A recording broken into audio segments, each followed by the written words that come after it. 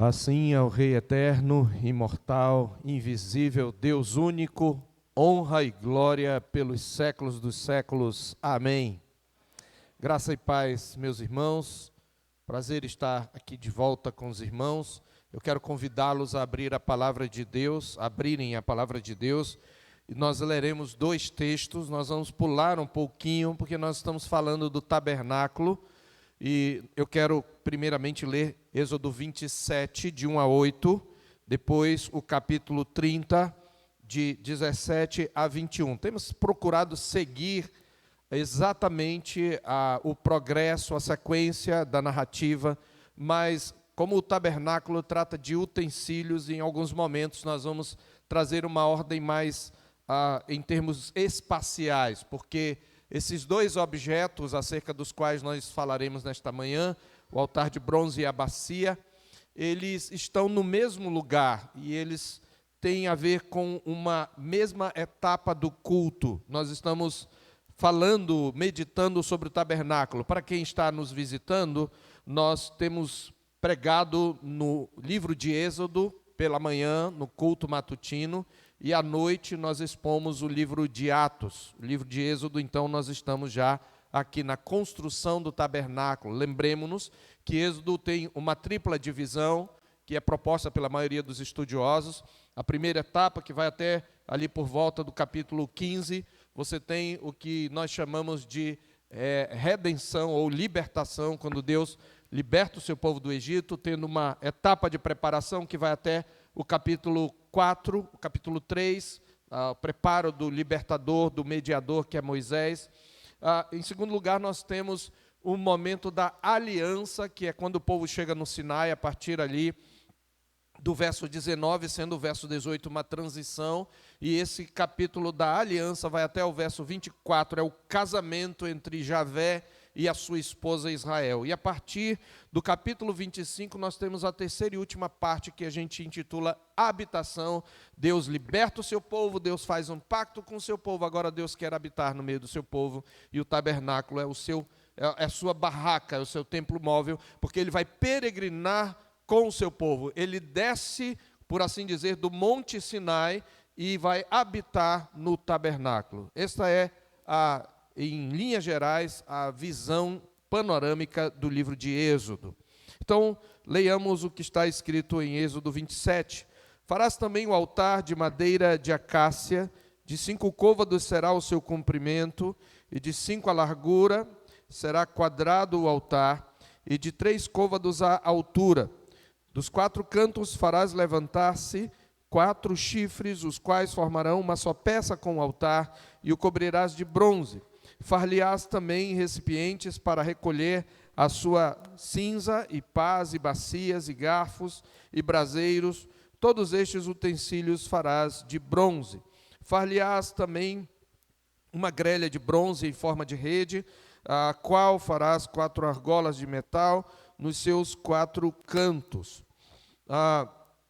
E as porás dentro do rebordo do altar para baixo, de maneira que a rede chegue até ao meio do altar. Farás também varais para o altar, varais de madeira de acácia, e os cobrirás de bronze. Os varais se meterão nas argolas de um e de outro lado do altar, quando for levado. Oco e de tábuas o farás, como se te mostrou no monte, assim o farão. Também temos no capítulo 30, versículo 17 em diante. Disse mais o Senhor a Moisés: farás também uma bacia de bronze, com seu suporte de bronze para lavar. Pô-la-ás entre a tenda da congregação e o altar, e deitarás água nela. Nela Arão e seus filhos lavarão as mãos e os pés. Quando entrarem na tenda da congregação, lavar-se-ão com água, para que não morram, ou quando se chegarem ao altar para ministrar, para acender a oferta queimada ao Senhor. Lavarão, pois, as mãos e os pés, para que não morram, e isto lhes será por estatuto perpétuo a ele e a sua posteridade, através das suas gerações. Amém. Meus irmãos, nós temos visto o tabernáculo com suas peças e seus utensílios, e como ele aponta para o ser de Deus, para os seus atributos, para Cristo, que revela Deus em sua plenitude, e por consequência para a igreja de Cristo, que é uma com ele, e que é chamada em Efésios 1, 23, de plenitude daquele que a tudo enche em todas as coisas. E eu gostaria de relembrar, bem rapidamente, o que já vimos até aqui do tabernáculo. Nós vimos, primeiramente, a peça mais importante, que era a Arca da Aliança, com os querubins de glória e o propiciatório, que era a tampa de ouro puro, que ficavam ali no Santo dos Santos, o lugar mais santo, que é o que primeiro o Senhor Deus começa descrevendo. E vimos que eles simbolizam o trono celestial de Deus, que pela expiação do sangue derramado, uma vez por ano, sobre o propiciatório, transforma-se em trono de misericórdia, apontando para Cristo, a quem Deus, como diz Paulo em Romanos 3, 25, Deus propôs a Cristo no seu sangue como propiciatório. Na sua tradução está propiciação, mas o texto original é: Deus propôs Cristo como propiciatório, como a tampa que cobre o pecado, que cobre a lei quebrada, a lei transgredida, a quem Deus propôs no seu sangue como propiciação, mediante a fé, para manifestar a sua justiça. Isso está em Romanos 3, 25, Paulo usando a figura do propiciatório e aplicando a Cristo. Vimos ainda que no santo lugar, também chamado santuário, o primeiro compartimento da tenda propriamente dita, e existia a mesa dos pães da presença, ou como tem na nossa tradução, pães da proposição, ou ainda pães da face. A palavra ali é face ou presença. E esses pães eram 12, o mesmo número das tribos de Israel, e eles apontavam para a provisão de Deus e para a comunhão a qual ele chama o seu povo. E nós vimos como eles apontam para Cristo, o pão da vida, porque em João 6, Cristo relaciona o maná, do qual era feito no período de peregrinação, era disso que era feito, porque eles não plantavam, né, eles estavam peregrinando. Então, Cristo faz um paralelo do maná, dizendo consigo mesmo, dizendo: olha, não foi Moisés quem vos deu o pão do céu. O pão do céu, quem vos dá, é o vosso Pai. Eu sou o pão da vida. Cristo é aquele que nos alimenta. É por meio dele que nós somos alimentados e por meio dele somos chamados à comunhão, à mesa de Deus, que hoje na Nova Aliança celebramos na ceia do Senhor, que se o Senhor Deus quiser será hoje no culto noturno. Meditamos ainda, meus irmãos, sobre o candelabro de ouro, que ficava do lado esquerdo de quem entrava no santuário, e que apontava para o próprio Javé, para o próprio Senhor, como luz para o seu povo, e por consequência para Israel, que vivia na presença de Deus, como também luz para a nação, para as nações. Do mesmo modo, eu mostrei como essa verdade se cumpre em Cristo e em sua igreja, quando Jesus disse: eu sou a luz do mundo, quem me segue não andará em trevas. É como se ele dissesse, e os judeus entenderam isso, quem estava ouvindo Jesus pela primeira vez eram judeus, ele estava dizendo: eu sou a menorá do mundo, né? Menorá era o nome que eles davam ao candelabro. Eu sou a menorá do mundo, eu sou a luz do mundo, quem me segue não andará em trevas. E ele diz também para os seus discípulos em Mateus capítulo 5, vós sois a luz do mundo.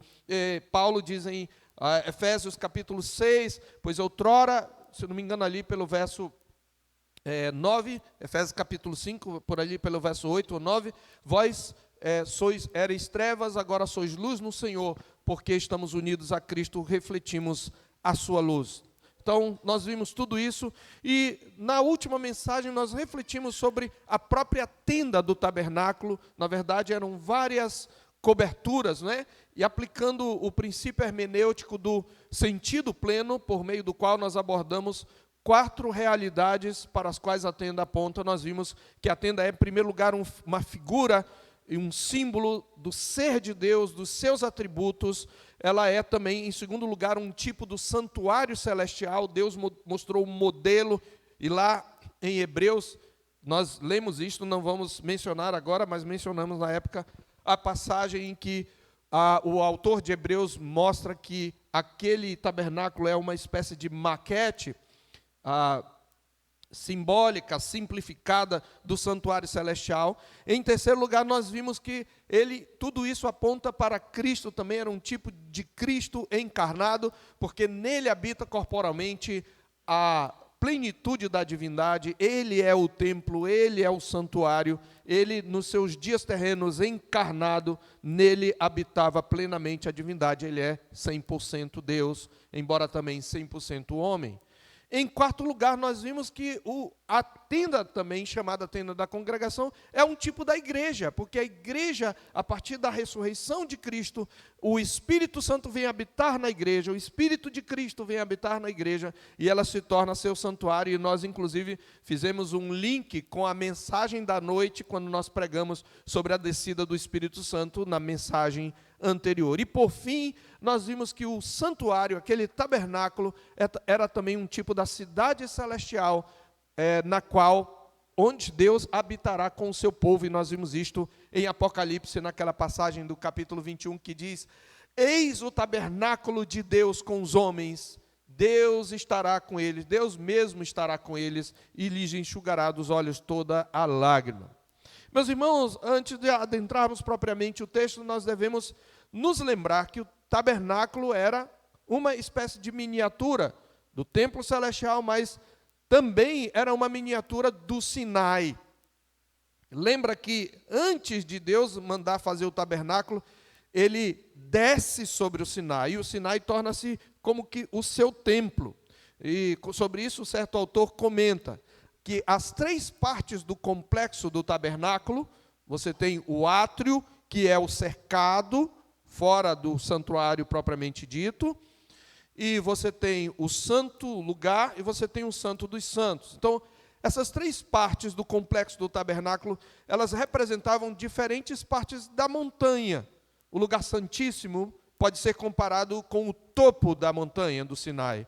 O lugar santo pode ser comparado à encosta da montanha. Lembra que Moisés erigiu, está lá no capítulo 24, um altar ao pé do monte, assim como na entrada do átrio havia um altar de holocaustos. Então, o pátio, ele representava como que a encosta da montanha, e o altar de bronze, ele representava o sopé da montanha, e assim como os representantes do povo tinham que ser consagrados através de sacrifícios em um altar, antes de subir ao Monte Sinai, os sacerdotes tinham que ser consagrados antes de entrar no lugar santo. E assim como os anciãos adentraram, mas o povo tinha que ficar no pé do monte, só os anciãos, com Arão e seus filhos e Moisés, ficaram ali no meio do monte, e só Moisés subia no cume. No tabernáculo, o crente podia entrar até o átrio, até o pé do altar de bronze, onde ele oferecia sacrifício, mas somente o sacerdote entrava no santuário, e só o sumo sacerdote adentrava o santo dos santos, e uma vez por ano apenas. Então, tendo colocado todas essas questões, hoje, pela graça de Deus, nós abordaremos esses dois utensílios que ficavam exatamente à entrada do átrio. Lembre que átrio é o cercado no qual ficava o tabernáculo. Esse lugar é considerado santo, por isso as cortinas que o cercavam eram brancas, era um terreno sagrado, não se podia entrar de qualquer maneira. O crente comum até podia adentrar o átrio até o altar dos holocaustos, porém, ele não podia entrar de mãos vazias, ele tinha que levar um animal para o sacrifício. Então você tem o altar dos holocaustos e você tem a bacia de bronze. Na verdade, ambos eram de bronzes. O primeiro detalhe é esse, é o material de que eles eram feitos. O altar era apenas revestido, ele era feito de madeira de acácia, mais ou menos, vamos calcular aí, acho que a nova atualizada vai mostrar mais claramente, mas há uma variação do que é o côvado, né? Entre 45 e 50 centímetros. Côvado é o espaço, a medida que vai do cotovelo à ponta do dedo maior da mão. Era assim que se media, né? Côvado. E, dependendo de quem vai entre 45 e 50 centímetros. Vamos colocar 50 centímetros. Então, o altar ele era de 5 côvados, portanto, 2,5 metros por 2,5 metros e 1,5 metro de altura. Certo? É mais ou menos isso daí. Mas é importante que o altar era revestido, era de madeira de acácia e todo revestido de bronze, e a bacia era de bronze puro, era do metal puro. E nós devemos observar, meus irmãos, que a preciosidade dos metais envolvidos no tabernáculo, ela estava ligada de maneira crescente à proximidade da presença de Deus e da sua santidade majestosa, manifestada na nuvem de glória. Lembra? A nuvem estava sobre o cume, e quando o tabernáculo, lá no capítulo 40, for erigido, aquela nuvem vai descer do cume e vai repousar sobre o Santo dos Santos, acima da arca e dos querubins de glória. Então, quanto mais próximo da presença santa de Deus no Santo dos Santos, mais precioso era o metal, demonstrando esse grau de santidade. Então, é por isso que você vai ter bronze à entrada do átrio, enquanto os utensílios dentro do tabernáculo e as tábuas que cercavam e recobriam o tabernáculo eram revestidos inteiramente de ouro puro. Porque o ouro exatamente aponta para a transcendência, a divindade de Deus. E as bases das tábuas que formavam o tabernáculo, que formavam a parede do tabernáculo, elas eram unidas por encaixes. No meio dela tinha uma espécie de viga roliça, e eram feitos buracos em cada tábua, e essa viga as unia todas em peças, e elas eram assentadas sobre bases de prata, porque a prata tocava o chão, né? Então a prata é menos preciosa. Tudo isso aponta para a santidade de Deus. O pecador não pode se aproximar do Deus Santo. Deus exige perfeição para se aproximar dele. Ele exige pureza perfeita, pureza completa. Ele não aceita nenhum tipo de defeito. É por isso que até mesmo os sacerdotes, se algum deles tinha algum defeito, até mesmo físico, não poderia adentrar, e não há nenhum tipo de discriminação aqui. Deus estava ensinando naquela etapa, visualmente, que ele só aceita perfeição. E, na verdade, nisto, nenhum de nós, nem aqueles que são fisicamente perfeitos, se encaixa nessa descrição. Então, esses dois utensílios, meus irmãos, eles indicavam, antes de tudo, o que era necessário para aproximar-se de Deus. Lembre que eles eram colocados fora do santuário. Portanto, eles falam do acesso à presença de Deus. Esse é o título da nossa mensagem, o acesso à presença de Deus. Nós vimos já, porque Deus começa a descrever de dentro para fora, e ainda vamos voltar de novo para dentro do tabernáculo, porque não vimos o altar do incenso ainda, mas nós vimos que Deus descreve de dentro para fora. Nós vimos a vida na presença de Deus, quantos benefícios, quantas bênçãos nós temos na presença de Deus, quando vimos da mesa dos pães e do candelabro e da arca. Mas aqui o altar e a bacia nos ensinam como o pecador se aproxima de Deus. Então, eles respondem, o altar e a bacia, eles respondem simbolicamente à pergunta: como pecador miserável, pecadores miseráveis como nós, podem se achegar a um Deus infinitamente santo, sem sermos consumidos pela sua ira? Como Deus pode aceitar o nosso culto, sabendo quem somos, conhecendo toda a escória do nosso coração, sabendo o que fizemos ontem, hoje, o que vamos fazer amanhã, sabendo o que pensamos e às vezes escondemos em nosso coração, sabendo o que falamos, sabendo como nós nos comportamos entre quatro paredes quando ninguém está nos olhando, e sabendo toda a corrupção que há no nosso coração. Como um Deus santo, puro, que não pode ver o mal, nem a iniquidade pode contemplar, pode aceitar e se deleitar em culto de pecadores como nós? Essa é a pergunta que o altar do holocausto e a bacia respondem. Então, falando do altar do holocausto, eu posso resumir o princípio do altar do holocausto nesta simples expressão: a necessidade de expiação. O altar dos holocaustos foi colocado ali para que o povo entendesse a necessidade da expiação dos seus pecados. A necessidade da expiação. O que é expiação? Expiação com X, tá? Expiação significa reparação de um dano por meio de um preço. É isso. Expiação do pecado é a reparação do pecado. As pessoas gostam de ouvir que Deus perdoa, não é? Ah, Deus é bom, Deus perdoa. Mas se Deus simplesmente perdoa e não há reparação do dano, Deus não é justo. Deus não é santo. Deus precisa punir o pecado. Deus precisa reparar o dano. Deus precisa fazer justiça. É este o princípio de expiação. Ele não simplesmente perdoa a gente de graça, é gratuito para nós, mas há um preço a ser pago. E este é o ponto.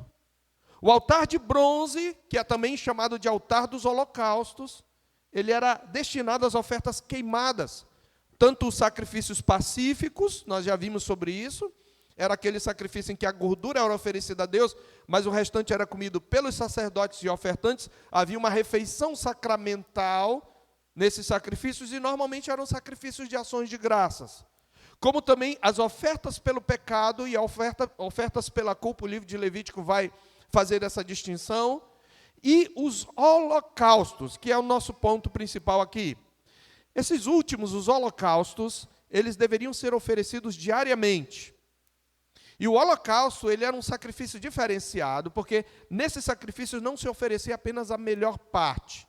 E nada ficava para o sacerdote. Alguns sacrifícios, o ofertante não podia comer, só o sacerdote. Outros sacrifícios, o ofertante e o sacerdote podiam comer.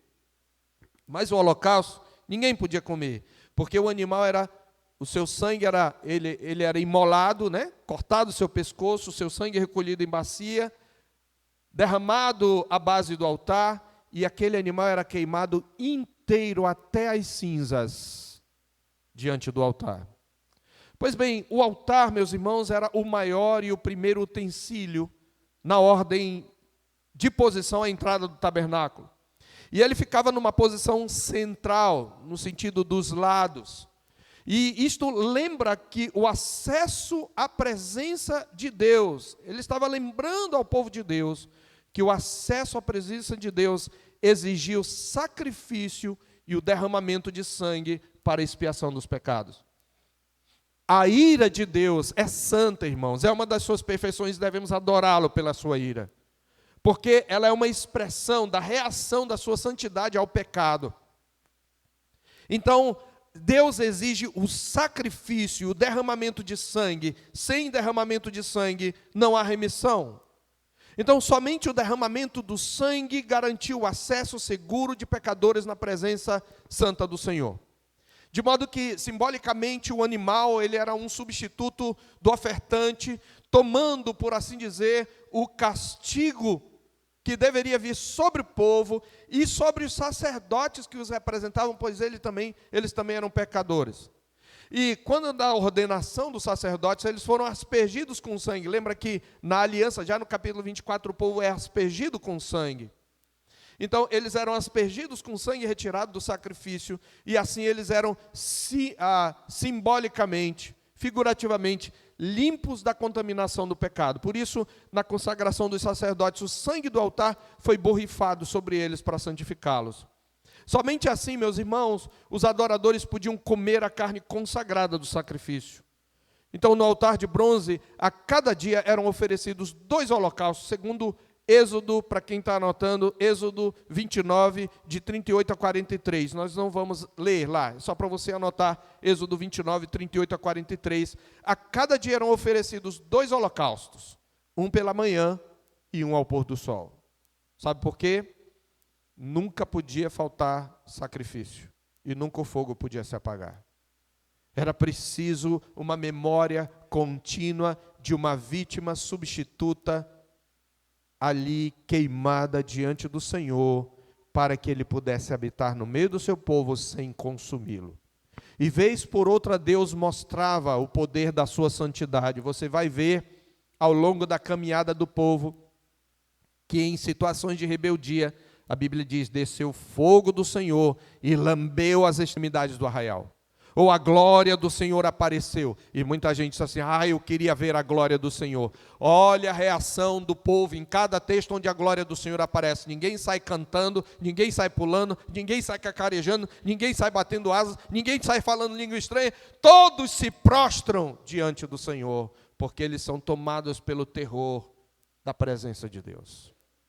Então, o holocausto era necessário e ele aponta para a santidade de Deus. Ele não negocia sua santidade, ele precisa punir o pecado.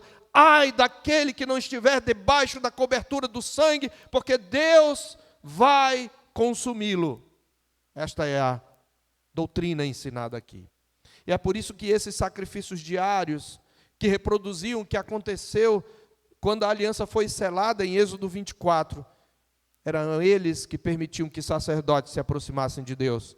Desse modo, meus irmãos, o altar do holocausto enfatiza a necessidade de expiação sacrificial e consagração, porque o ser queimado totalmente significa totalmente consagrado a Deus.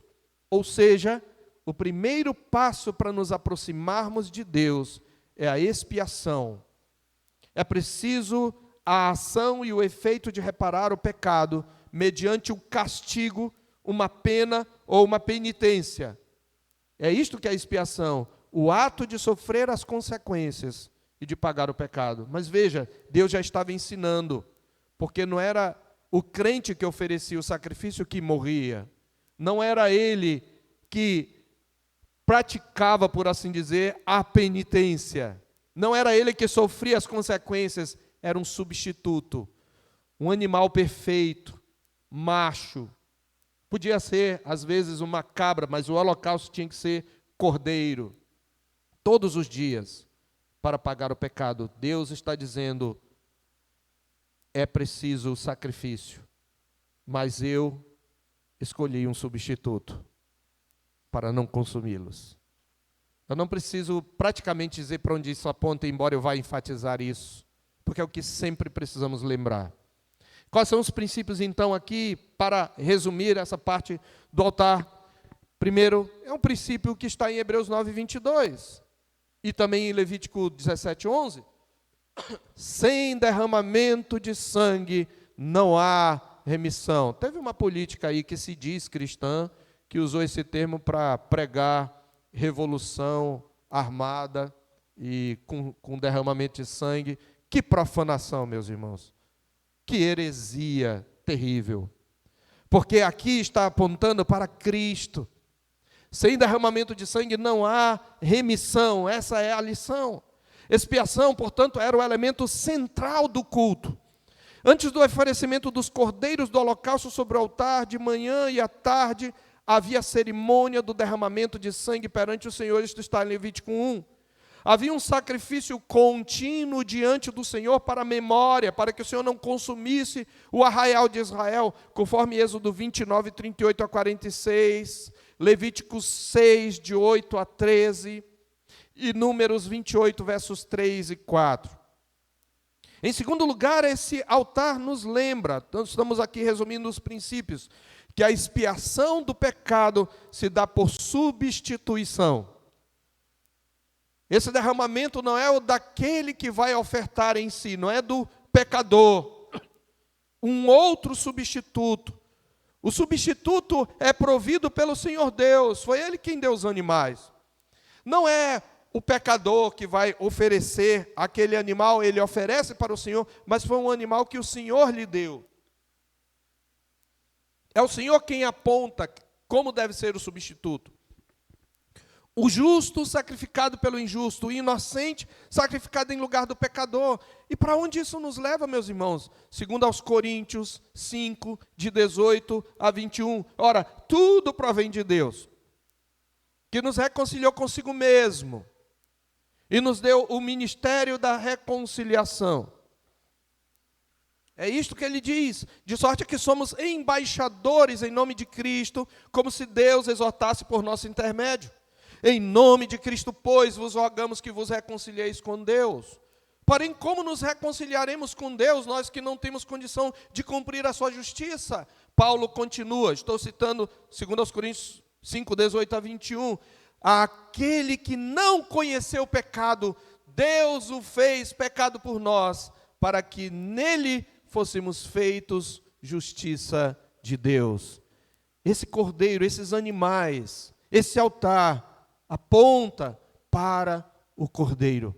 A expiação do pecado aponta para o substituto providenciado por Deus, ressaltando o caráter gracioso do perdão, conforme ressalta o Novo Dicionário da Bíblia. O perdão não é alguma coisa arrancada de uma divindade cheia de má vontade, como é o caso das religiões pagãs, mas é o dom gracioso de um Deus ansioso por perdoar. O desvio da ira de Deus não é alguma coisa que os homens conseguem realizar. Deve-se nada menos que ao próprio Deus. É Ele quem desvia a sua ira. Então o altar, ele nos lembra, meus irmãos, ainda voltaremos a essa aplicação cristológica, mas ele nos lembra, sem derramamento de sangue não há remissão. Segundo, a expiação pelo sangue se dá por meio de substituição. E terceiro, esse altar também aponta, porque o holocausto era queimado todo, para uma vida de consagração. Eu vou resumir em uma oração, em uma frase.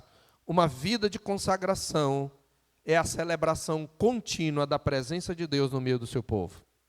Uma vida de consagração é a celebração contínua da presença de Deus no meio do seu povo. O holocausto era continuamente queimado. E essa presença protegia, esse sacrifício contínuo previa. Jonathan dos Santos escreveu um excelente livro já há alguns anos, intitulado O Culto no Velho Testamento, editado pela Vida Nova, e ele diz: o campo de Israel descansava com toda a segurança a noite inteira, sob o abrigo do cordeiro oferecido à tarde em holocausto no altar.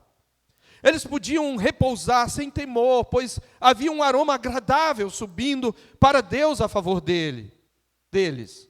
Havia uma baliza de fogo ardendo diante dos olhos de Deus, sob o qual se podia descansar, e nenhum inimigo poderia prevalecer, nenhum poder das trevas poderia fazer-lhes mal, por causa da proteção que lhes era oferecida através daquele sacrifício. Havia uma baliza de fogo contínua diante de Deus. É importante dizer que a palavra holocausto, a palavra hebraica, ela vem de um verbo que significa subir. É uma oferta que subia para Deus, como uma oferta em aroma suave.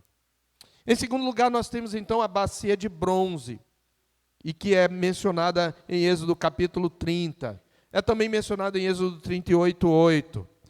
Observe aí, ele fala que essa bacia de bronze, ela era toda feita, o seu suporte era de bronze também, e tinha que estar bem pertinho, ela estava à entrada da porta do tabernáculo, que ele chama de tenda da congregação. Algumas vezes ele vai chamar, na maioria das vezes aponta para o próprio tabernáculo em si, algumas vezes ele vai chamar também incluindo o átrio.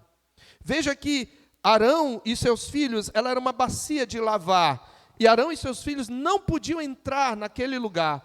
O crente comum não podia passar do altar do holocausto, mas Arão e seus filhos podiam entrar no santuário, porém nunca sem lavar as mãos e os pés. E ele diz, se eles não lavarem as mãos e os pés, eles vão morrer. E eles morriam mesmo. Nós vamos ver que mais à frente, na verdade não é aqui, mas em Levítico, Nadab e Abiú vão morrer na presença do Senhor, porque se aproximam de maneira errada. Deus está ensinando o quê? Eu já adianto. A bacia de bronze aponta para a santificação, sem a qual ninguém verá o Senhor. Você lembra de Hebreus 12:14? Segui a paz com todos e a santificação, sem a qual ninguém verá o Senhor. Ninguém verá o Senhor no estado em que está. Ninguém adentrará o céu no estado em que está. Nós precisaremos ser transformados, como a Bíblia diz. Os mortos em Cristo ressuscitarão glorificados, e nós, os vivos, que estivermos vivos na vinda de Jesus, seremos transformados. Sem santificação, ninguém verá o Senhor. Então, se o primeiro passo é a expiação, o segundo passo é a purificação, ou a santificação, sem a qual ninguém verá o Senhor.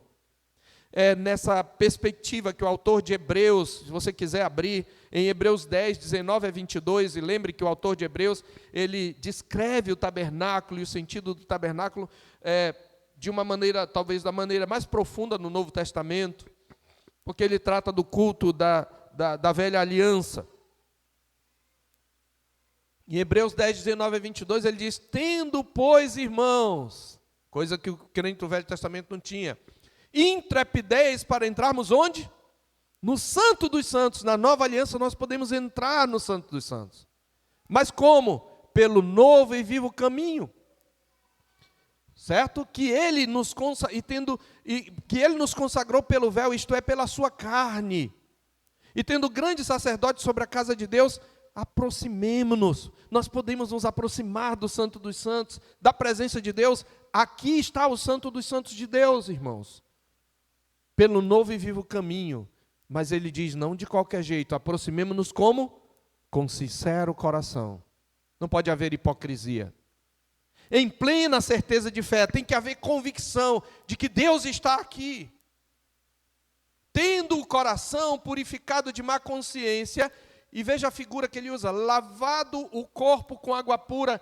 E daí, não é que você tem que tomar banho? É bom, né? Você tomar banho. Não é ruim, não. Mas ele está usando o corpo como figura do ser inteiro, usando a figura do sacerdote que lavava as mãos e os pés, tendo o coração purificado de má consciência. Nós, para nos aproximarmos de Deus, é por isso que na liturgia nós temos um momento de confissão, no qual nós relembramos o sacrifício de Jesus diante de Deus, pedindo perdão pelos nossos pecados. E a purificação, nós sabemos, meus irmãos, do coração, ela vem, a Bíblia aponta que a purificação vem, primeiro, através do sangue de Cristo. Em 1 João, capítulo 1, verso 7, diz, e o sangue de Jesus Cristo, seu Filho, nos purifica de todo o pecado. Mas a Bíblia também fala da purificação, e veja, tudo está ligado, porque o sangue de Cristo garantiu a bênção da purificação. Mas como essa purificação é aplicada ao coração? Primeiro, por meio da palavra. Você lembra, João diz em 17, João 17, Cristo orando ao Senhor, ao Pai, diz, santifica-os na verdade, a tua palavra é a verdade. Em Efésios 5, 26, Efésios 5, 26, falando aos maridos, Paulo aponta para o exemplo de Cristo, que amou a sua igreja e se entregou por ela, para que a santificasse por meio da lavagem de água pela palavra. Nós fomos salvos pelo sangue de Cristo da culpa do pecado. Pela sua palavra nós somos salvos dia a dia do poder do pecado. E também através do Espírito Santo. Porque é o Espírito que aplica a palavra. Em Tito 3, 5 diz que nós fomos salvos pelo lavar regenerador do Espírito Santo.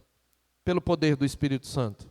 Então a purificação do coração vem através do sangue de Cristo que garantiu a expiação, a reparação do dano, da palavra de Deus que fala ao nosso coração, que nos purifica a mente, o coração, e do Espírito Santo que aplica essa palavra no nosso coração e que nos regenera.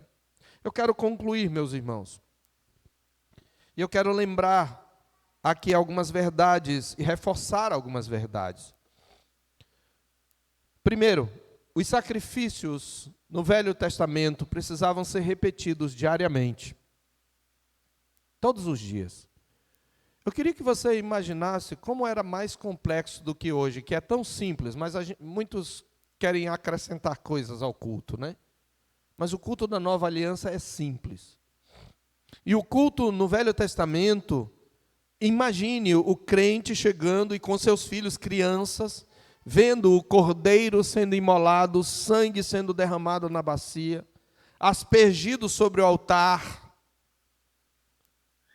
Não estou falando dos filhos de vocês, mas as crianças Nutella de hoje que o pai cria numa redoma não ia aguentar isso. Ia achar um absurdo. Mas as crianças viam também, podiam ver, o cordeiro era imolado, o sangue derramado, e ele era colocado, esfolado, colocado em cima do altar, e aquilo era queimado, eles sentiam aquele cheiro de carne, de churrasco o dia todo, mas não podia comer, só o sacrifício pacífico.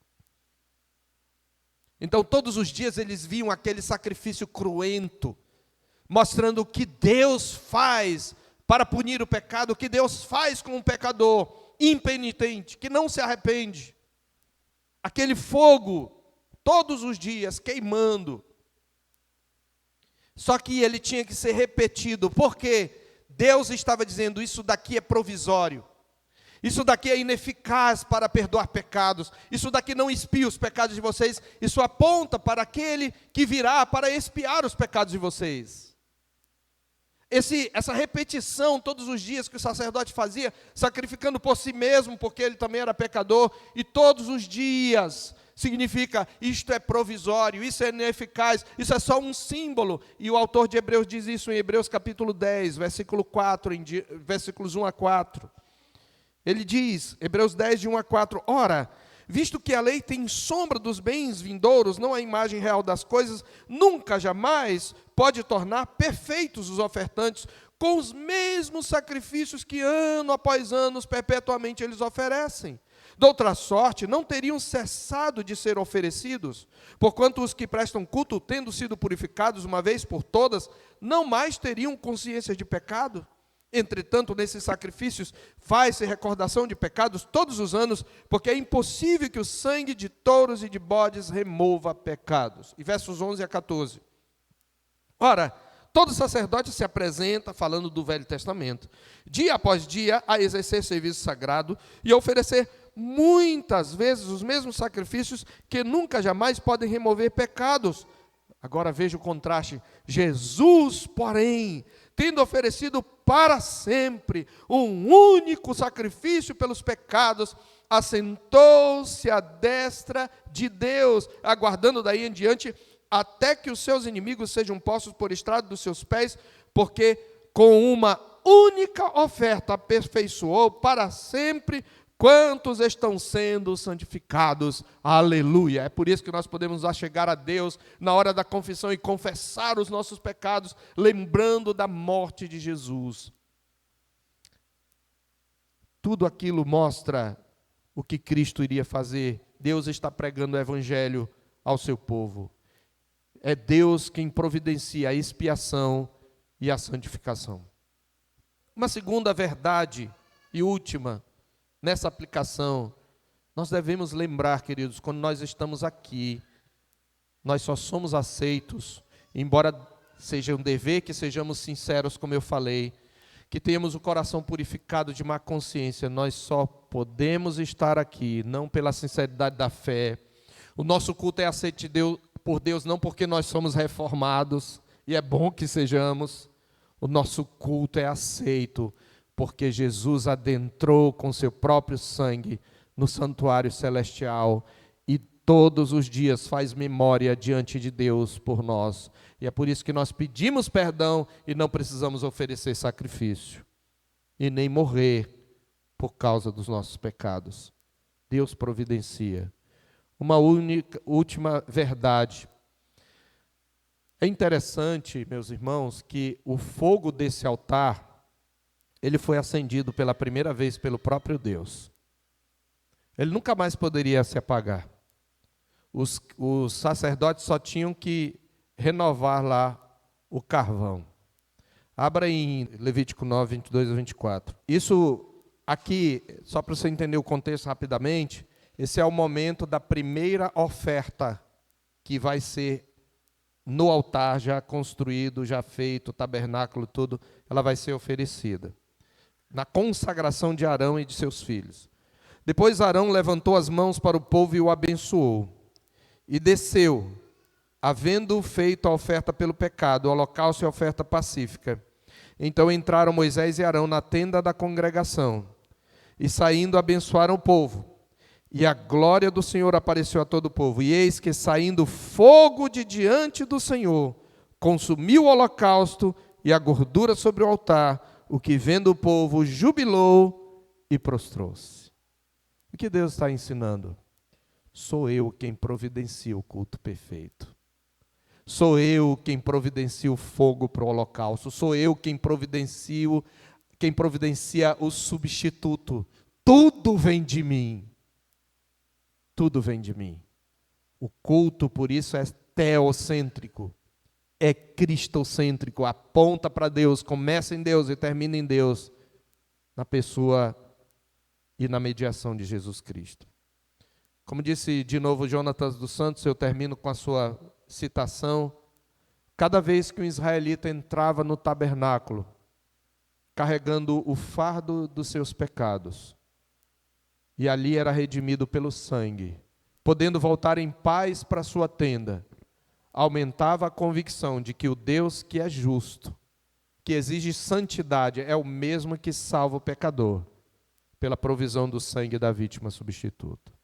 A minha pergunta é: você vai sair daqui mais crente? Você vai sair daqui mais grato? Você vai sair daqui odiando mais o pecado, porque é isso que o culto tem que fazer com a gente. Se a gente se conscientiza do que é o culto ao Senhor. Vamos orar? Obrigado, Deus, pela Tua palavra, que é viva, que é eficaz, que é mais cortante do que qualquer espada de 2 gumes. Aponta para essa realidade maravilhosa da obra redentora de Cristo, pela qual podemos adentrar a Tua presença, e mais do que isso, somos feitos santo dos santos de Deus, porque Cristo habita em nós pelo Seu Espírito. Que maravilha, Senhor, que o Deus Todo-Poderoso, Santo, habita em pecadores como nós, por causa de Cristo. Seja bendito o nome de Cristo, nosso Senhor, e o nosso Salvador.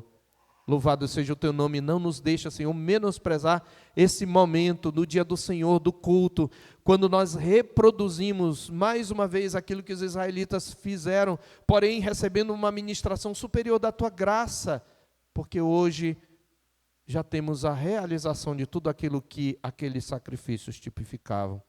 Que isso, Senhor, nos torne mais cheios de alegria e devoção e temor e tremor para Te adorar. E que saiamos sempre mais e mais confiantes em Cristo e na Sua obra e no Seu Evangelho. Nós Te pedimos em nome de Jesus, que a graça do nosso Senhor e Salvador Jesus Cristo, o amor sacrificial de Deus, o nosso Pai, e a comunhão consoladora do Espírito sejam conosco e com todo o povo de Deus, agora e para sempre. Amém.